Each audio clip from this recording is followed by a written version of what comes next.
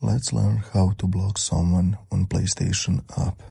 First, let's open PlayStation app on your phone and make sure you're logged into your account. When you do that, you will come on this page where you need to look in the bottom of the screen and you can see bar menu with 5 different options from which you need to click on 4th option. Now, on this page, you need to look in the top right corner of the screen and you can see 2 little face icon and go on it. That will open to you a side menu with list of all your friends and go to choose friend you want to block. On this page, you can see 3 dots in top right corner of the screen and go to click on it. That will open a side page with 4 different options from which you need to click on block.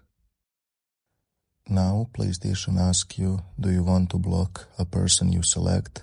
And to block that person, you need to click on blue block button in the bottom of the screen.